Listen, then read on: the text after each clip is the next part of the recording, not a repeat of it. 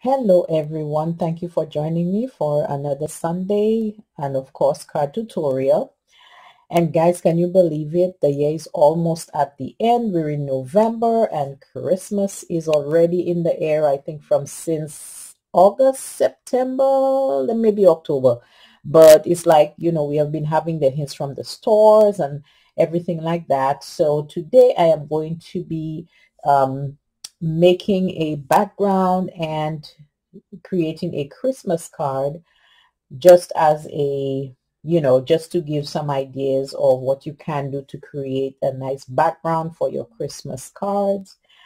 And I will be using Distress Oxide ink. I also have Distress ink, which is the smaller ones, but I think I want to try doing the Distress Oxide inks. So I will go ahead and layer each one, and I'll let you know the colors that I am using, and also just the final product and what you think about it. I'm always open to suggestion and ideas. Thank you so much for your loyalty and for those who have subscribed. And if you do enjoy this video at the end, please give it a thumbs up, and don't forget to subscribe to my YouTube channel where videos are posted every Sunday. Unless it's an emergency, of course, and I can't make it, but yes. So without further ado, I will go ahead and start. So the first thing I'm going to do, I put the colors in the order in which I would like to, get them on the matted piece so that I can lay it on top of this green card background here. So that's the plan. And also this is a piece of scrap paper that actually got messed up. So I'm going to just use the back and I'm going to get everything set up on here. This is actually measured 4 by 5 1/4. Okay. And the card base is 4 1/4 by 5 1/2. All right. So let's go ahead and get started with the first. So this video would be just a little lengthy, but stick with me to the end and we shall see what the end results would be. So I'm going to start off with, this one is Wilted Violet and Distress Oxide by Tim Holtz. So this is the first one I'm going to lay down. And when you're doing your blending, always start from come onto the mat is always recommended rather than just straight on there. And what I like doing too is, like in this case I'm using the purple. Even if I dab it here, what I do is I use some of that ink. I kind of drag up the rest of the ink, so in that way I can still utilize some of the ink that's on the mat that I dabbed out. So I'm just going to do this here.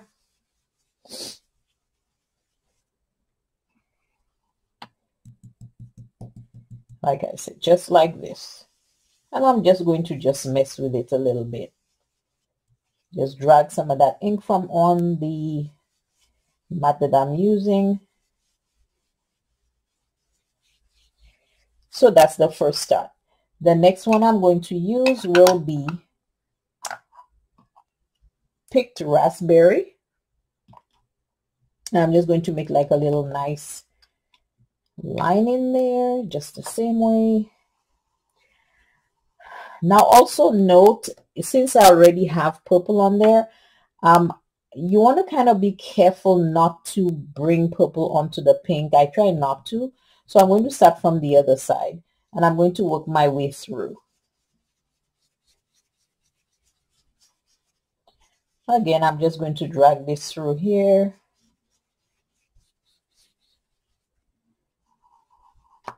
I'm going to start from the other side, and that is just my preference. This is not something that is carved in stone.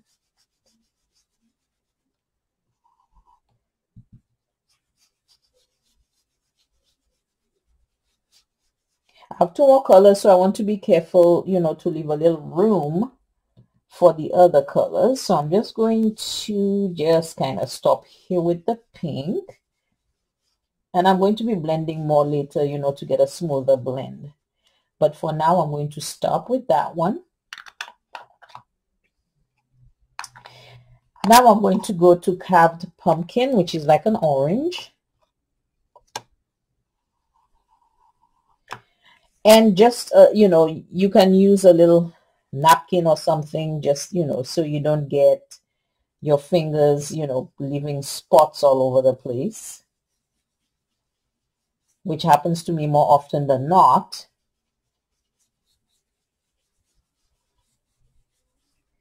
Let's see, I'm going to take a little more here, and I want to make sure I leave just a tad space for the last. And then finally, I am going to use Fossilized Amber, which is a kind of a yellow. Last one. Now I will be going over the colors again, just so that, let me swing this over, just so that I can get it blended better. So this is more of a yellowy color that I have here, just yellow. So I'm going to start working my way to make sure that it's all blended all nicely. Hopefully we will get that background that I'm trying to achieve, but it's kind of, I'm trying to create like a kind of maybe sunsetty kind of color, if that makes a sense. So I'm going to be going back over, and I will be reapplying the colors as well as I go on to get a better blend of the colors.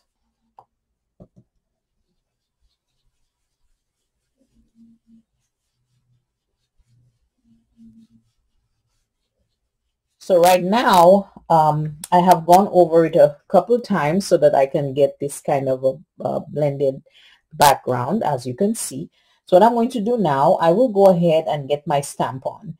Now I have a nice stamp that I got from, I think I ordered it from Amazon. I can't remember exactly where it came from, but this is what I'm going to be using. So this is like a country type scene. I know you cannot see it right now, but I tried it before, and it looks like the ink will not transfer if I use, you know, put it down in my tool here, my stamping tool. So excuse me, what I'm going to do is I will actually be bringing my piece to the stamp, because I realize it doesn't work the other way. There may be something wrong with it. I am not sure. So I'm just using some black VersaFine ink, which I love because I love how nice and crisp it can get. So I'm trying to get into some of those corners so that I can get a nice kind of impression, to say. Just make sure I ink it enough.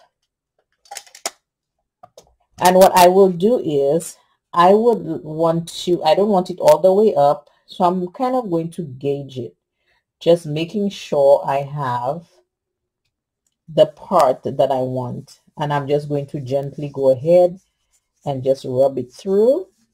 So as you can see here, you have a nice little background. Okay, nice little background here. It's supposed to signify nighttime, so I want us to be mindful of that.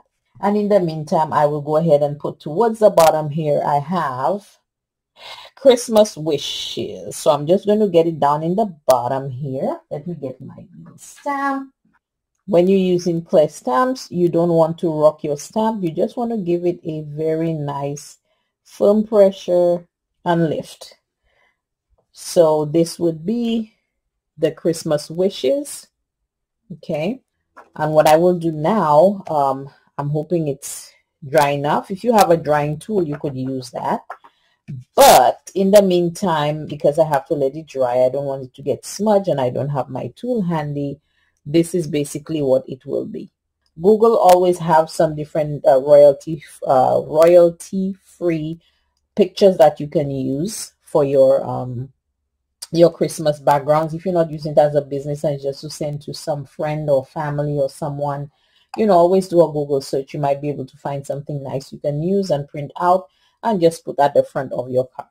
So that's it, guys. Thank you so much for watching. I do hope that this provided some sort of ideas for your cards.